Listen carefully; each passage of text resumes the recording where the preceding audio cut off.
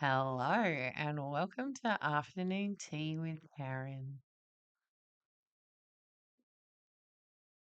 In the ABC, April the 23rd, 2024, Victorian prosecutors lose bid to send neo-Nazis Thomas Sewell and Jacob Hessant back to jail. Now, a little bit before this one, Friday the 22nd of March 2024, prosecutors seek jail for neo-Nazis who attacked hikers in Victorian bush. The hikers were taking pictures of them. They crashed one of their photo shoots.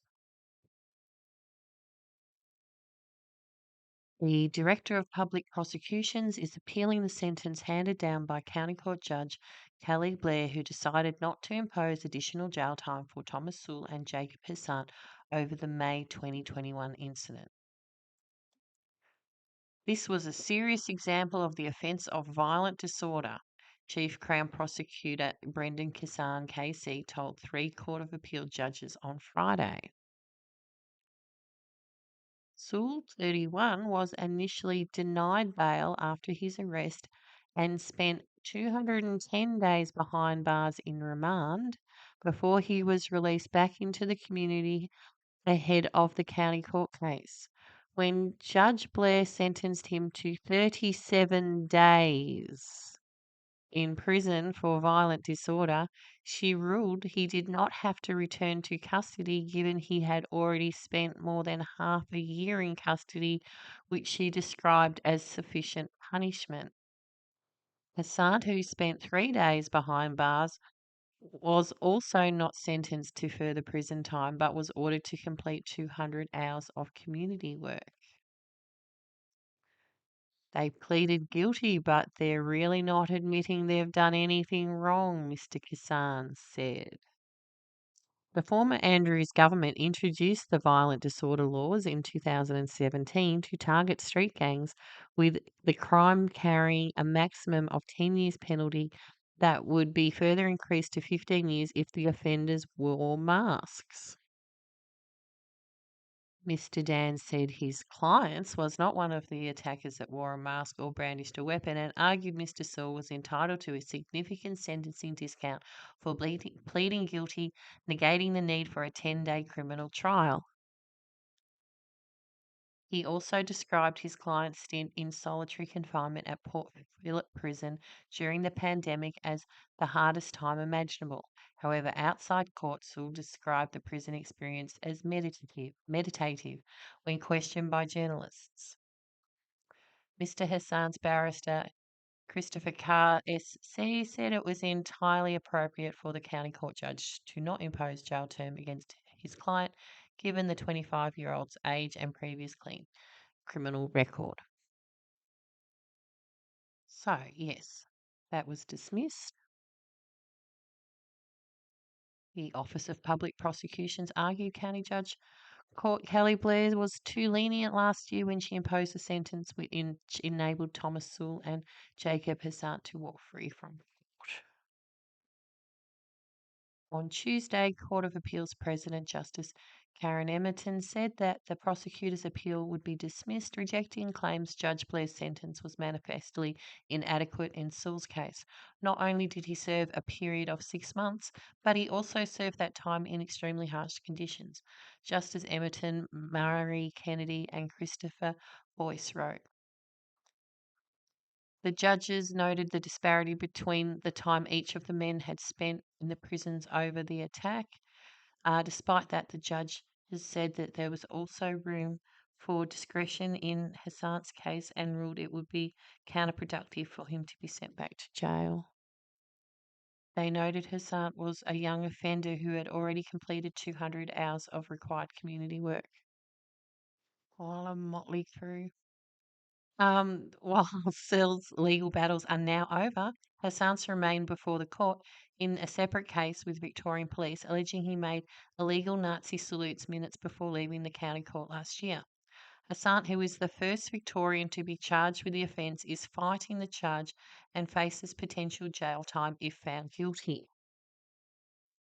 So in November last year, Melbourne man Jacob Hassan to be charged with performing Nazi salute under new laws. I've got the little video of him doing this. So, Mr. Hestart stood in front of the news camera outside Victorian County Court on October the 27th and said Hail Hitler and raised his right arm above about 90 degrees angle from his shoulder before taking it down swiftly. Oh, nearly did it. It's illegal now, isn't it? Hmm. No matter how you package it, it's 12 months jail for hurt feelings. Anyway, back to the story. Nazi salute accused to fight charge, arguing it's constitutionally invalid. So this was last week. Assange's lawyer Timothy Smart told the court they would argue the offence was constitutionally invalid as the Nazi salute was a legitimate form of political expression. But Magistrate Brett Sonnet said he would also need to hear from historians or academics who were experts in the Nazi regime. The magistrate indicated there should be evidence about the Nazi ideology and political structures if he was required to rule on whether it was a legitimate form of political expression. Victoria's Attorney General will also be a party in the case, which has been set aside for 2 days contested hearing in Melbourne Magistrate Court in September. The Victorian Attorney General is also guaranteed for trans Justice Project, which is also the pronoun police. Basically, she's promised the pronoun police, and the Nazi salute is like a pre-runner. Once we get that law passed, then the other hate speech stuff will be easy to get through. Anyway, Smart indicated attorney generals in all states and territories have been notified, as this is required, and New South Wales and the Commonwealth are the only other parties considering their positions in the matter. Now, here's Thomas on Wikipedia, and that's the photo the Wikipedia fairies picked for him. Underrate his activities. March 2023, they showed up at the Let Women Speak event on steps of Melbourne Parliament because it was advertised with the trans activists and things that they were going to have this big counter protest. So Thomas and his friends rocked up to protest the people that were come to protest Kelly J. Keane. Anyway, they and other of their members marched down Spring Street, performed Nazi salutes on the steps of Parliament House, and referred to transgender people as pedophiles.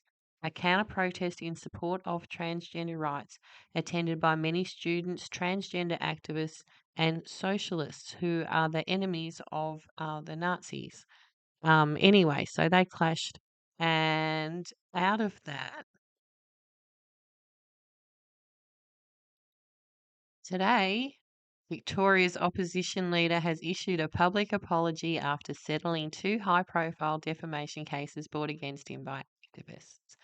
British activist Kelly J. Keane and Australian Angela Jones, along with former Liberal MP Maura Deemy, each sued John Pesutto in the federal court, claiming he damaged their reputation following the March 2023 rally.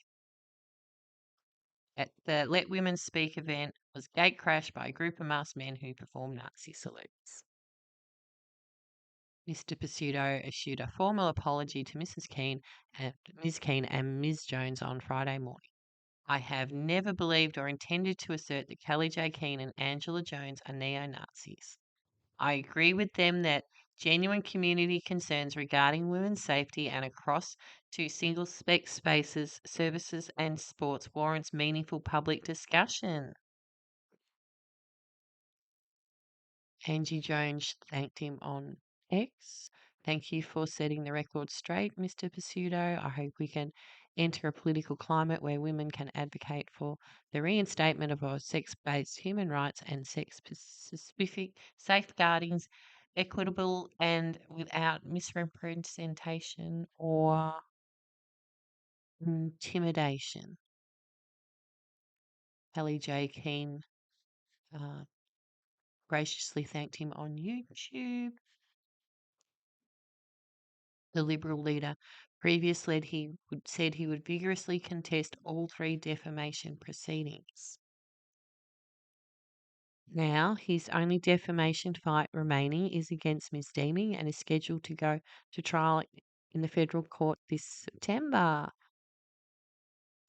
Mr. Pseudo denies he accused the now independent MP of being a Nazi or having Nazi sympathies. Mm. But how the devil are you? I just thought I'd comment on the apology, the very full and magnanimous apology issued by John Pasuto, and I graciously accept such an apology. I think it's such a fantastic step for Australian women to know that today, more than yesterday, they were a little safer in speaking about the unthinkable things that are happening to them in the name of progress throughout Australia. We're talking about access to single sex spaces like toilets and changing rooms. We're talking about wanting to speak up about the mutilation of children, about the eradication of their sexual function, about the gaslighting and silencing and intimidation of women right across Australia.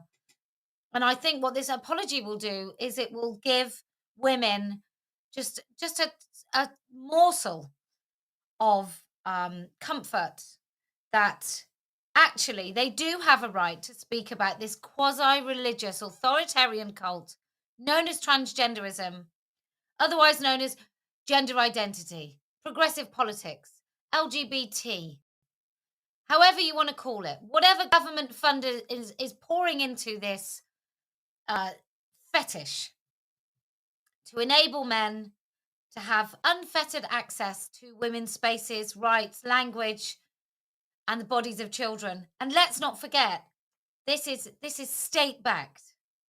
Australia's in a really terrible state, which is why we did let women speak in the first place. Lesbians can't even gather in Australia without men. It's so regressive, it's unbearable. But what this apology has done today, and the fullness of the apology, and the assertion that it's right and proper that women in Australia can speak about their fears that this quasi-religious cult actually brings, um, that the Liberal Party and John Pasuto himself recognised the need to speak about violence against women and girls and so on. That's just a magnificent step forward. And that'll do. See you later. Bye.